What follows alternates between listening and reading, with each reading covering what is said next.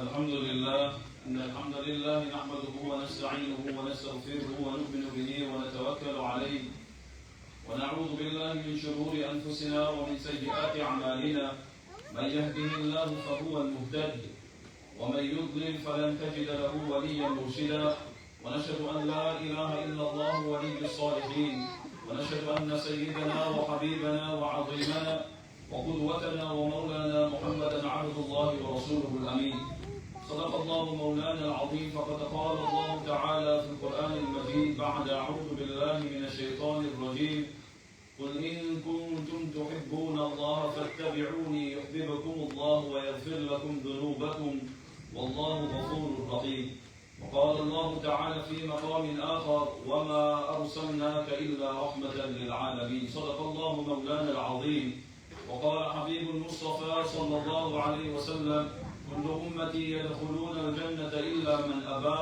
قيل ومن يأبى يا رسول الله من أطاعني دخل الجنة ومن عصاني فقد أبى أو كما قال النبي صلى الله عليه وسلم. الحمد لله, respected ulama ikram, honorable guests all the way from India, and likewise our fathers, mothers, honorable youth in Islam. I greet you with the universal greeting, the greeting of Jannah. Assalamu alaikum wa rahmatullahi ta'ala wa barakatuh. Alhamdulillah, first and foremost we thank and we praise Allah subhanahu wa ta'ala who has afforded us all, alhamdulillah, through His grace to be present in one of the houses of Allah subhanahu wa ta'ala.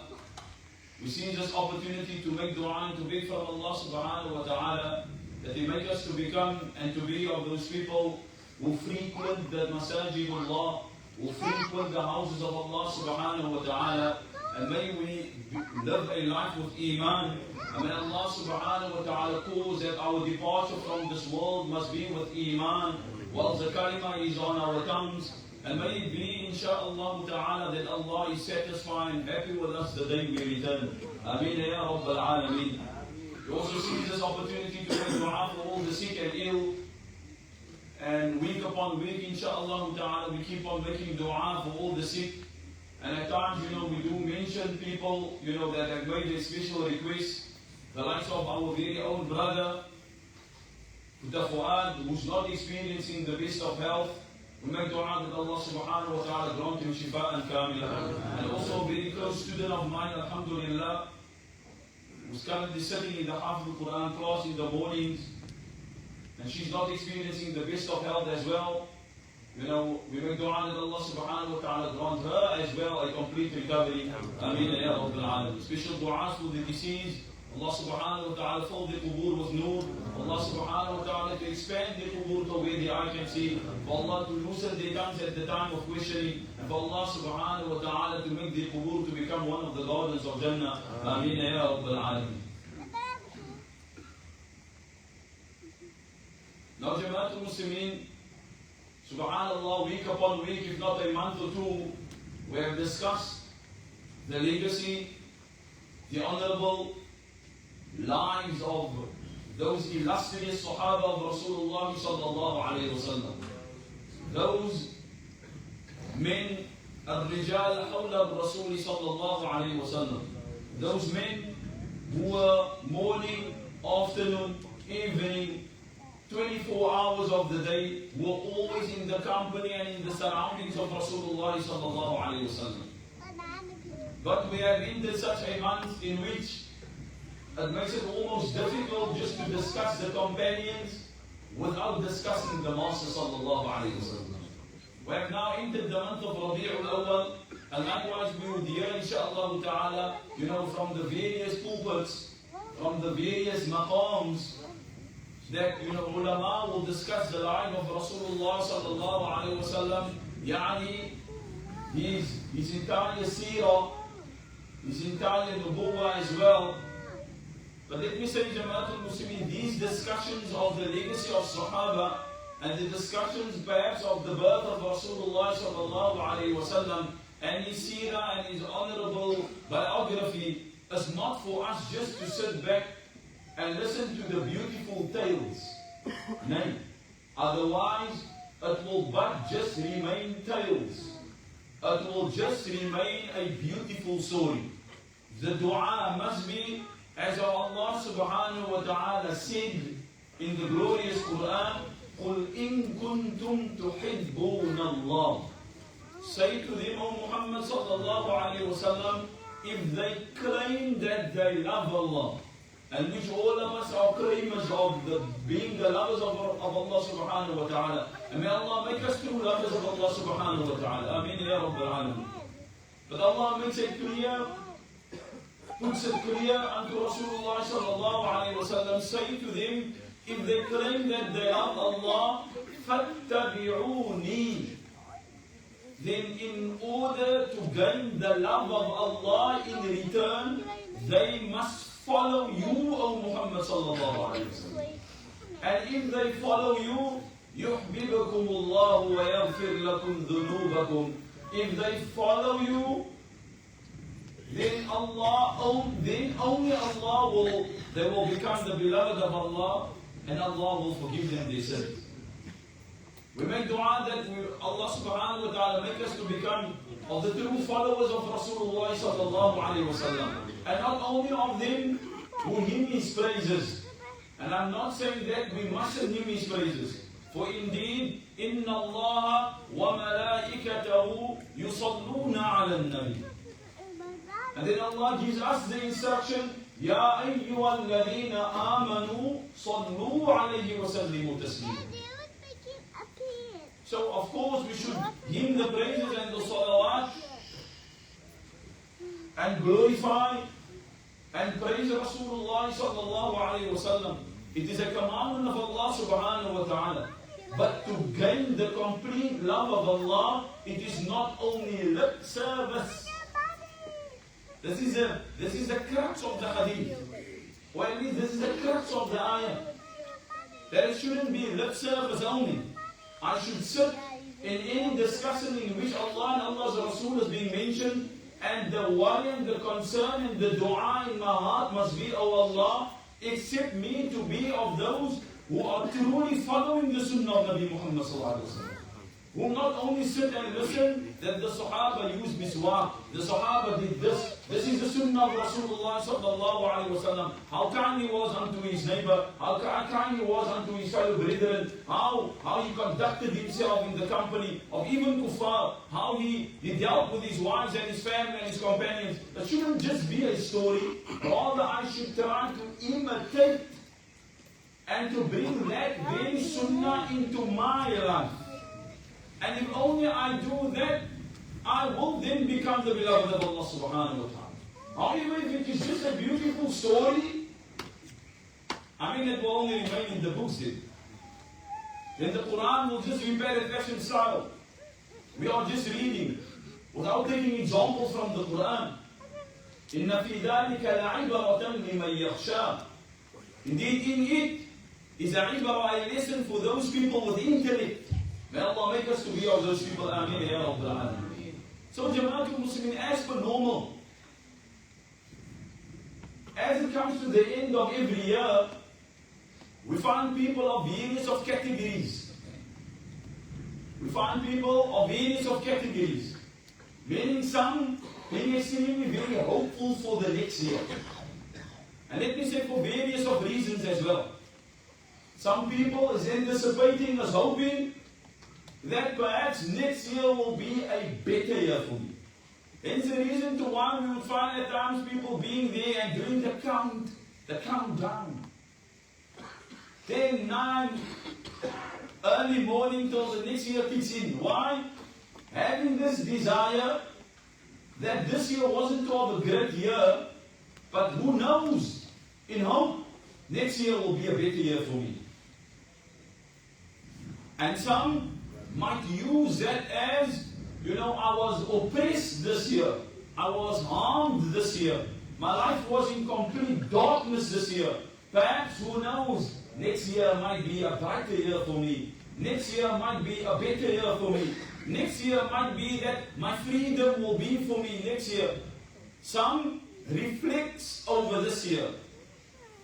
Inshallah, I was an open sinner this year. My dua is, inshallah, Allah must make me see next year. At least so that, I can make tawbah and reflect and become a better Muslim next year. And like this, people have various of reasons for hoping to see the next year. The reason why I'm mentioning this.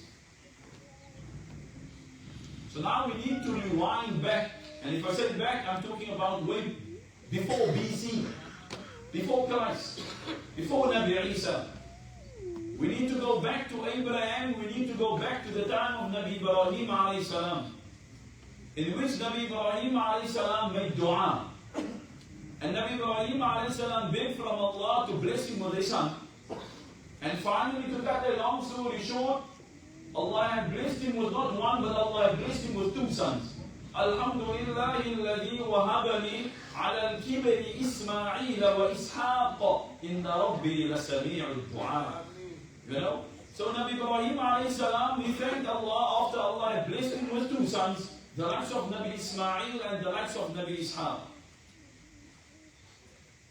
Now if we look at the chain of Anbiya, majority, if not all of Anbiya, came from the children of Nabi Ishaq. Nabi Ishaq. Yaqub, the son of Ishaq. Almost majority of Anbiya came through the genealogy or from the offspring of Nabi Ishaq alayhi salam. Nabi Ismail, none. This was the dua of Nabi Ibrahim alayhi salam. Allah, bless me with children, and within them their lineage should also be Anbiya. Nabi Ishaq alayhi salam produced Anbiya upon Anbiya. We know Nabi Yaqub, whose son was who? Nabi Yusuf. From son to father to grandfather to great-grandfather, all Anbiya. But Nabi Ismail alayhi salam, if you look down, none. Except one. None except one, except the greatest one. If you go down the history or the biography, or at least the offspring of Nabi Ismail alayhi salam, you would find only Nabi Muhammad sallallahu alayhi wa sallam, coming from the offspring of Nabi Ismail alayhi salam. Now there's a reason to why I'm mentioning this. And insha'Allah ta'ala, this will be, of course, time never allows us. Because the topics we normally select is of lengthy of topics, so that we can, insha'Allah ta'ala, have a better understanding of, the deen of Allah subhanahu wa ta'ala, and the companions of Nabi Muhammad sallallahu alaihi wasallam, and likewise, the life of Rasulullah sallallahu alaihi wasallam. So remember, I said there's a reason to why I mentioned people anticipating and hoping to have a better new year. So when all the Anbiya came, and now it finally came to, the last of times, and Allah sending the last of Anbiya, preparation was made.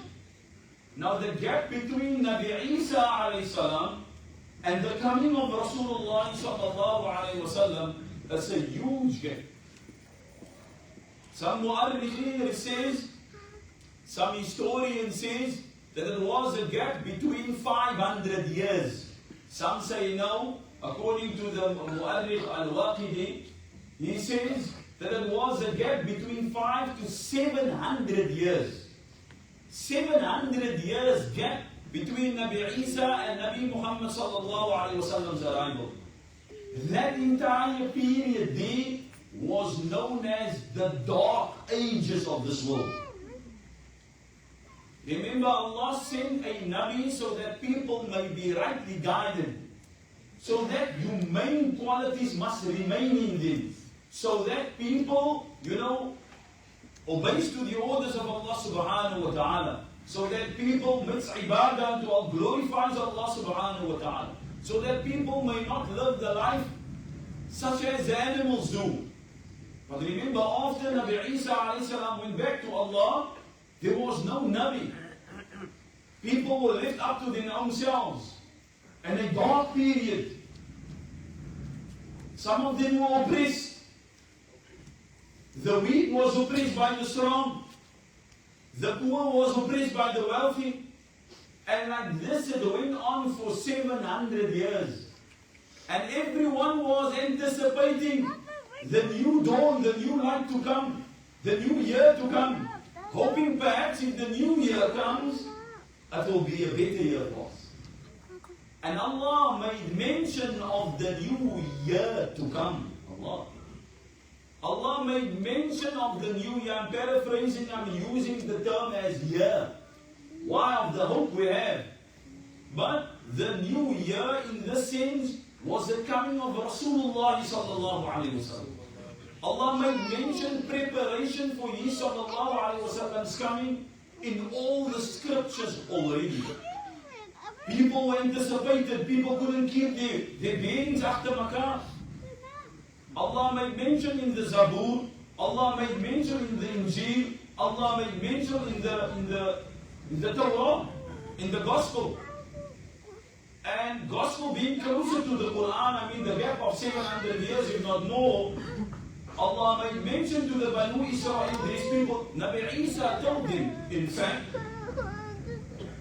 you find in the New Testament of the Torah, Nabi Isa alayhi salam making mention that I need to leave for the pacifier to come. I need to go so that the other Rasul, the other Nabi of Allah can come. However, they translate it differently.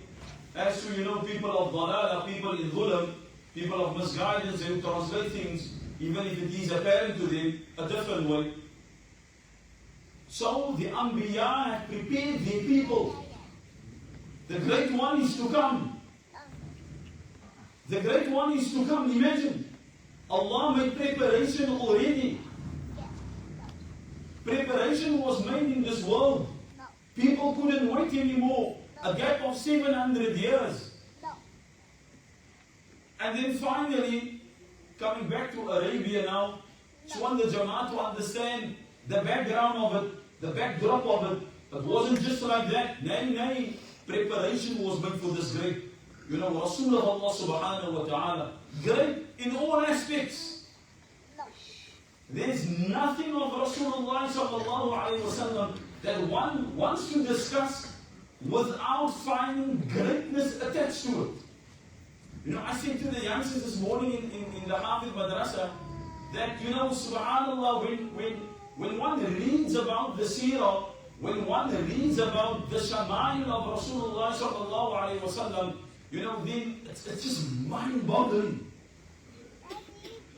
One can only but understand and relate to the poem of the poet of Islam by the name of Hassan bin Thabit.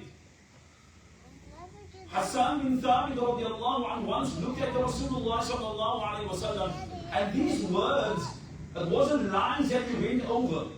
It wasn't things that he wrote down. It wasn't things that he found in a kitab. This just entered his mind and his heart. He said, وَأَجْمَلُ مِنْكَ لَمْ تَلِدِ النِّسَاءُ.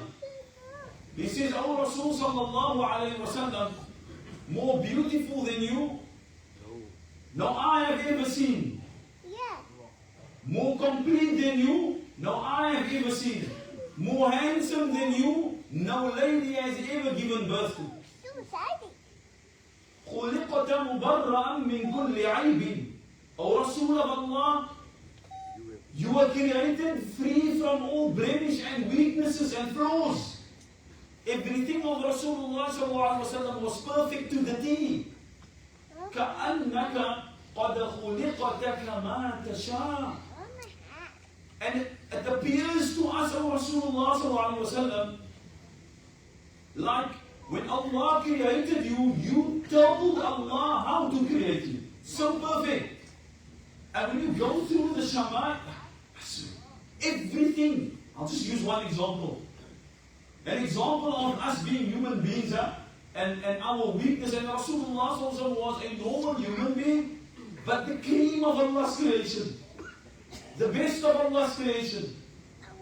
Far better, and I am allowed to say far better than all the other Anbiya. Why he was Khatamul Anbiya wal Mursaleen. He was the seal of all prophets. Imagine, the people of Medina used to collect the sweat of Rasulullah sallallahu alaihi wasallam. And I'm trying to wrap your minds around this. If they had some perfume, they would collect the sweat of Rasulullah sallallahu alaihi wasallam. And they used to throw the sweat into their perfume to give their perfume more fragrance. That's mind-boggling. This one, for us, for a person just to read that sweat, we can understand why Sahaba saw Rasulullah sallallahu alaihi wasallam within his jalal. Nevertheless, I need to reverse that. I need to take you back. Back where, how it all started. Now we all know Jamaatul Muslimin, that the father of Rasulullah sallallahu alaihi wasallam, his name was Abdullah, the son of Abdul Muttalib. And his mother was Amina bint al-Wahhab. How did it come that these two people got married to one another? And inshallah for our ulama and the students of deen, you may find the dalil and the research of it in a kitab called Al-Bidaya wa Nihaya of Abu al-Fida Ibn Kathir, Ismail ibn Kathir. So he says, Jamaatul Muslimin, Abdullah was the son of the chief. And he was the son of the chief of the Banu Hashim tribe. Now we all know it was a tribal era. And Amina was the daughter also of the chief, Banu Zuhra. She belonged to the Zuhra tribe. And we all know it's but noble that, one tribe person gets married to the next tribe. And not only that, the noble ones, the chief, it's but normal that he would want his son or daughter to get married to the son or the daughter of the chief of other tribe, and not the ordinary people. So it was an arranged marriage that Abdullah gets married to Amina. But just days prior to the marriage of Abdullah and Amina, Abdullah happened to enter upon the marketplace. And Abdullah was an extremely handsome son of Abdul Muttalib.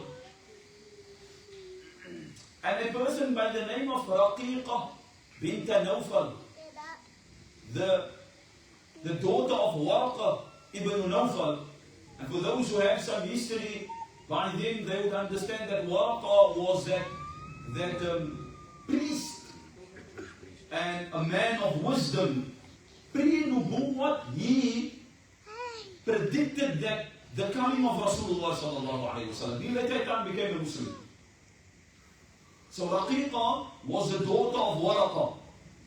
Raqiqa was also at that time in the marketplace.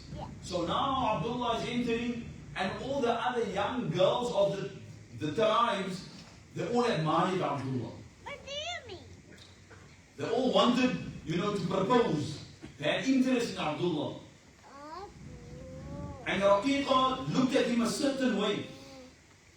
And Abdullah knew this at the,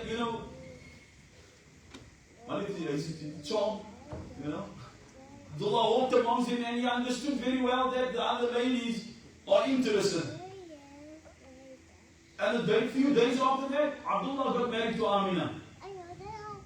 Now, for those who understand, they would find out that Abdullah was barely married to Amina 5 days. 5 days of marriage. 5 days. After 5 days, inshallah, we will explain. But the moment he got married to Amina, he happened to enter upon the marketplace again after a few days. And then all of a sudden, he got to see that none of the ladies even want to talk to him. So what didn't understand this? What's going on? Everyone is just avoiding me.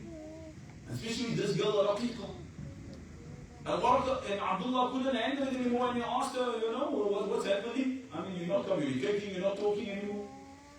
And she said to him something, subhanAllah, she said to him, Abdullah, a couple of days ago, 2 days ago, when you entered, there was a noor that emanated from your forehead right into the summer. There was a noor and such a bloom from your face. And that's the reason to why myself and majority of the other ladies were interested. But I guess you got married. And let me give you the glad tidings that perhaps you got married and that one new wife of yours, she took all your noor. Without understanding that the noor that emanated from his face was a sign of the coming of Rasulullah sallallahu alayhi wa sallam. Abu Fida explains that noor didn't belong to Abdullah, his father. The noor actually belonged to Rasulullah sallallahu alayhi wa sallam. Abdullah went on a journey 5 days after he got married. He went on a journey, to trade, for trade purposes. And he fell ill on the way. In fact, when he came close to the place of Yathrib, today called Madinatul Munawwara, he fell sick. And to cut a long story short, he happened to pass away in Yathrib, and Amina was told that her husband is no more. Now imagine Amina being at a very young age of 18 years old, carrying the master of both the worlds. Amina herself explains the pregnancy. And this is maybe something that majority of us, if not all of us brothers, we can't relate to. Those of us who are married can maybe give some stories and relate maybe to what we have seen with our wives, perhaps, yes. But the women, they will clearly understand what this lady is busy experiencing and going through. Amina explains about her pregnancy. And she says she used to see other women, at times in pain. And she always thought to herself, when is my pain then coming? It was an entire 9 months without pain. She said, and remember that young girl that we spoke about, I don't know if it was at the beginning of this year, by the name of Barakah. I don't know if the Jamaat's inbox is still working, subhanAllah. You give your hard drive forward aside. Because at times we mention a lot of names that we can easily get confused. But this lady Barakah was that young slave girl. Now Barakah is with her. She says to Barakah, oh Barakah, I don't know, what am I experiencing? There's something else. She says to her, Barakah, last night Allah has shown me that a light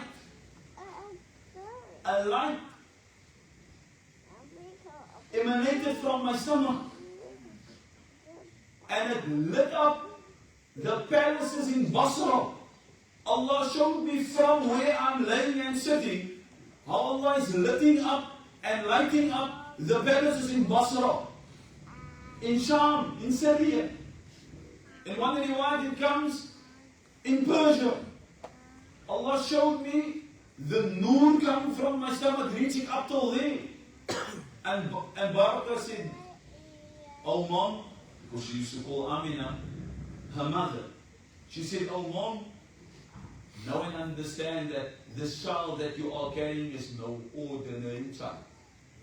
You are carrying the Sayyid. You are carrying a Sayyid, meaning you are carrying a master. Subhanallah. Not understanding the preparation that Allah subhanahu wa ta'ala is busy making.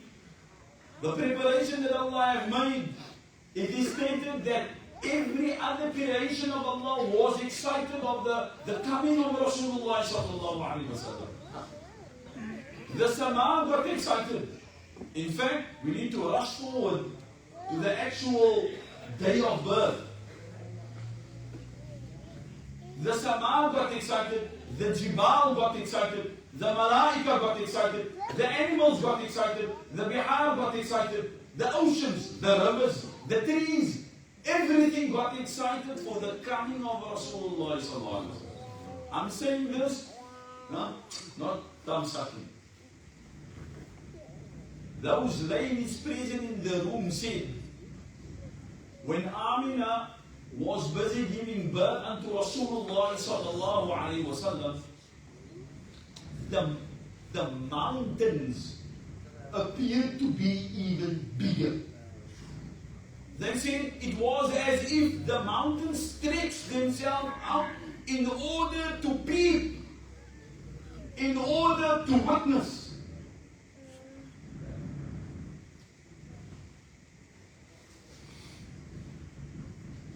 She said, the stars was, I've never ever seen, this is Barakah, I've never ever seen the stars shining so bright. The stars became so noticeable, it felt like the stars is going to fall on us. Allah selected malaika. The malaika, Allah instructed the malaika to open all the doors of Jannah. Allah said, fragrant from the seventh right down to the first, let the fragrance of fragrant everything in the samawat for the coming of my Nabi sallallahu alayhi wa sallam. Malaika were all excited. Remember why? And one would think, why were the Malaika excited? Remember, one can only become excited if one knows who's coming. I mean, you can't be excited if you don't know the individual. Can you listen? I don't know what is his worth, what is he going to do? You can only become excited if you know, guess what? Yeah. I heard a lot about him. Because of La ilaha illallah, Muhammadur Rasulullah, maktubun ala al-arsh. Because this is written on the arsh of Allah, the mighty throne of Allah subhanahu wa ta'ala. La ilaha illallah, Muhammadur Rasulullah. There's certain riwayah that states that Nabi Adam alayhi salam, when he was created, this is what Nabi Adam saw. The first Abu al-Bashar, the first of Allah's creation. So the Anbiya were very much aware of the coming of Rasulullah sallallahu alayhi wa sallam. What wasn't the state of the Malaika? So now coming Jamaatul Muslim to the very room. Amina is going to give birth now. قال حدثني أمي أنها شهدت ولادة آمنة أم رسول الله صلى الله عليه وسلم ليلة ولدته قالت فما شيء أنظر إليه في البيت إلا نورا وإني لأنظر إلى النجوم تدنو حتى أني لأقول ليقعن علي فلما وضعت خرج منها نورا أضاء له البيت والدار حتى جعلت لا أرى إلا نورا. When the mother of Rasulullah sallallahu alayhi wa sallam gave birth unto him, this very lady that was present in the room said, Allah subhanahu wa ta'ala took over in the room. She said, I couldn't see anything except nur, light. She said, even Rasulullah sallallahu said, I was born circumcised and none have ever seen my awrah. You know, when the mother gives birth unto the child is naked. But none saw the awrah of Rasulullah sallallahu alayhi wa sallam. Barakah said, the entire room was filled up with the nur of Allah. We couldn't see anything from the private parts to the body of Rasul. We couldn't see except the nur of Allah subhanahu wa ta'ala. The entire room lit up. Now this is no ordinary. We all know Jamaatul Muslimin. This preparation could have only been made for someone great to enter into this world. And it was prepared for none other than Rasulullah sallallahu alayhi wa sallam.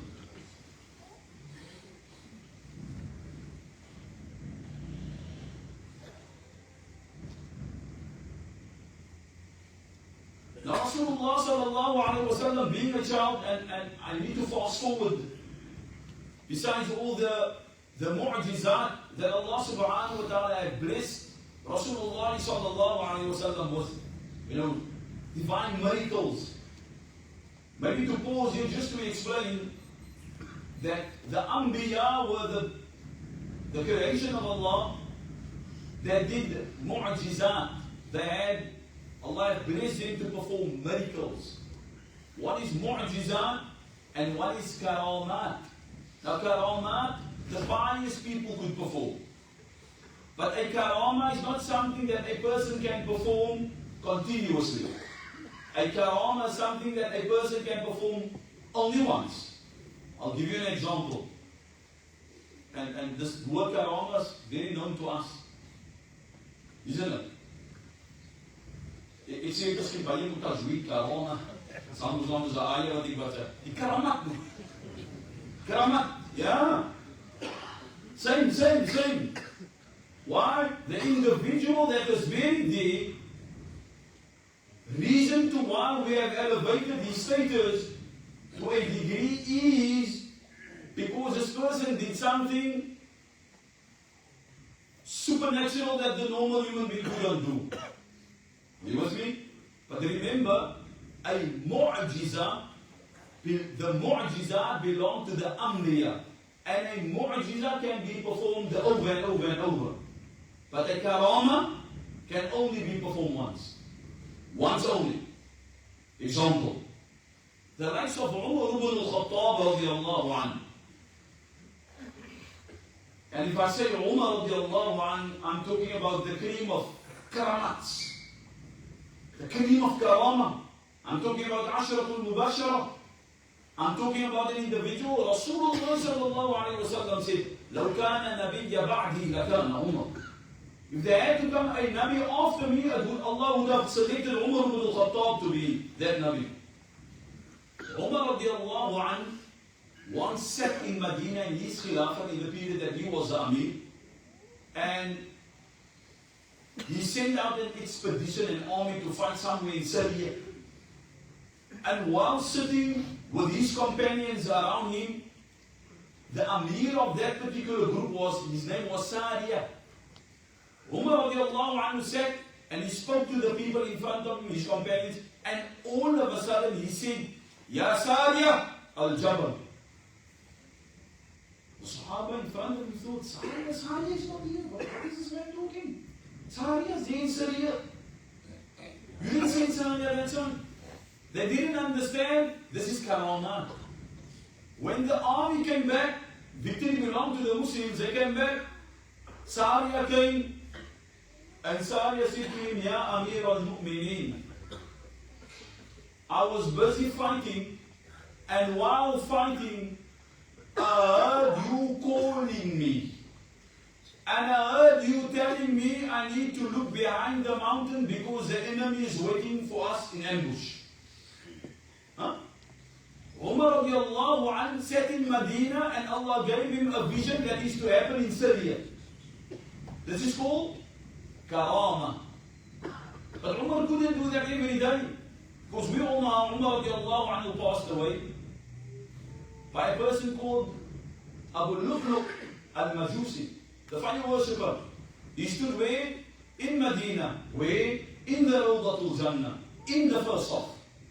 Umar was leading the salah and Abu Lu'lu' was standing behind him with a dagger. And Abu Lu'lu' said for himself, because we all know that the likes of Umar, none could defeat him. Even Shaitan was afraid of Umar radiallahu anhu. Even the normal human being, Shaitan for Umar was and we know the Umars of today, Shaitan see them. Shaitan is our best friend. Subhanallah. Abu Lu'lu' stood behind Umar radiallahu anhu.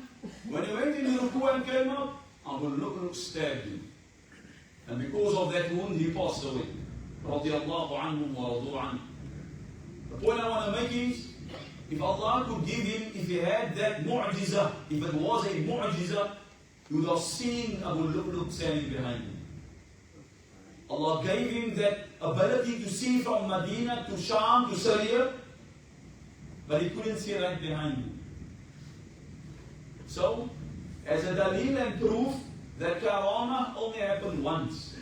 Our karamat that we have here perhaps perform supernatural things that the normal human being couldn't do, but it only happened once. But please do remember that you have to be selected by Allah and you have to have a certain connection to Allah subhanahu wa ta'ala to perform any of the nature. But a mu'jiza belongs only to the Anbiya. And we would see through the life of Rasulullah sallallahu alayhi wa sallam mu'jizat that no Nabi have ever performed. Everything of Rasulullah sallallahu alayhi wa sallam was a mu'jiza. Everything of Rasulullah sallallahu alayhi wa sallam was a mu'jiza. Now Rasulullah being a baby, and as we know as children, we buy our children toys to amuse him, to amaze him, and they can play with. Now this is Rasulullah being a child. Remember, he was not yet a Nabi per se. Didn't receive nubuwwah as yet. So any miracles that Rasulullah displayed before he became 40 was called irhas. Irhas. And irhas refers to miracles that a Nabi performed pre-nubuwwah, before he became a Nabi. And we know Rasulullah became a Nabi at the age of 40. But he wasn't a Nabi when he was born, but preparations was made to him. All these miracles that he performed before 40 was all a sign for people to see that this is no ordinary, he is going to become the greatest Nabi of Allah subhanahu wa ta'ala. Whilst laying in his cradle as a child, no toys for him, but Allah subjugated, and Allah subhanahu wa ta'ala put at his amusement for him to play with the lights of the moon. Now this year, oh Allah, moon. We would buy our child something that looks like the moon, but not for the Nabi of Allah. It's recorded in Bayhaqi, والصابوني في المأتين والخطيب وابن عساكر في تاريخهما عن ابن عباس بن عبد المطلب قال قلت يا رسول الله صلى الله عليه وسلم دعاني إلى الدخول في دينك إمارة لنبوتك رأيتك في المهد تناغي القمر وتشير إليه بإصبعك. He says, Abdullah ibn Abbas himself says, me being present here, because remember they were all excited. Abdullah passed away, our brother, his son, my nephew. They were all present there. He says, I have seen with my own eyes, Rasul did this with his hand, indicating with his finger, and where his finger went, that is where the moon went. Now this, like I said when I started, we are going to hear things that is too far for the small, tiny brains that Allah has given us. But do remember, all of the mu'jizat that Rasulullah has performed was not to show the people that he's a magician. No. It was a mere stepping stone for people to understand the greatness of Allah and to follow Rasulullah sallallahu alayhi wa sallam. These are times, and as we are going to do inshallah, people that used to come up to Rasulullah sallallahu alayhi wa sallam asking Rasulullah to perform something, and Rasul would ask him, if I do it, will you believe in Allah? Will you believe in Allah? They said yes. The splitting of them, if this is too hard for us to understand, imagine the splitting of the moon. And guess what? No hadith. No weak hadith. Because there's a lot of muftis also, that want to be sahihin, ghayr sahihin, da'ifin. This is an ayat of Quran. Leave alone the ayat, it is a surah in the Quran. Surah Al-Qamar. Check it up, 27 Jews. اقتربت الساعة وانشق القمر. Check it up under the tafsir. Rasul split the moon in two. point of one finger. Why? When Arabi came to him, and this Arabi said that, Rasul asked him, so if I split the moon in two, will you believe in Allah? On one occasion, a tree walked up to Rasulullah. My brothers, Allah Akbar. And we will see how the animal kingdom embraced Rasulullah sallallahu alayhi wa sallam. Sahaba used to see it with their own eyes. May Allah subhanahu wa ta'ala grants tawfiq and hidayah.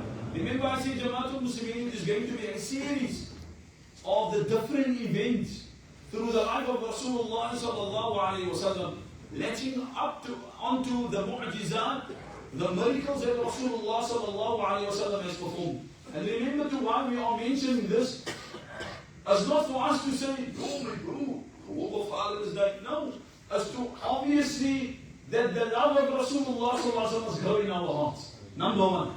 And the moment the love grows in our hearts, the loves must be shown within our actions. Ameen ya Rabbil Alameen. That I must become a true lover of the Sunnah of Rasulullah sallallahu alayhi wa sallam. Because it's not only mu'jizat, there was some musibat as well.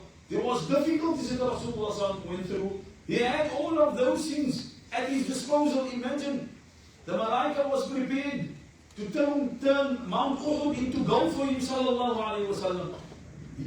Whatever Rasulullah asked for, you could get in this dunya. It was nothing for him. But still, at times, 3 days without, 3 days not without a meal. 3 days not even a date entered his mouth. Sallallahu alayhi wa sallam. So one needs to appreciate. He had all this at his disposal. He could ask Allah whatever he wanted to ask Allah. But he opted to be that slave, abdan shakura, a poor slave that would always show gratitude unto Allah subhanahu wa ta'ala. Allah subhanahu wa ta'ala grants the tawfiq and hidayah. Subhanallah wa bihamdihi, subhanakallahumma wa bihamdik, nashhadu an la ilaha illa anta nastaghfiruka wa natubu ilayk. It's a reminder, Jamaatul Muslimin, for those of us who have taken off the hiking tickets coming up, this month inshallah ta'ala, our masjid hiking, the 21st of September inshallah. Please, in the name of Allah, if you can, speak to Buddha Yusuf in front, and the other brothers will be there as well, inshallah ta'ala. All those brothers that has given you the tickets, please do consult with them and pay them if you have not yet paid them, inshallah ta'ala. We need the event that's coming up, and of course we don't want money still to be lay outside, inshallah ta'ala.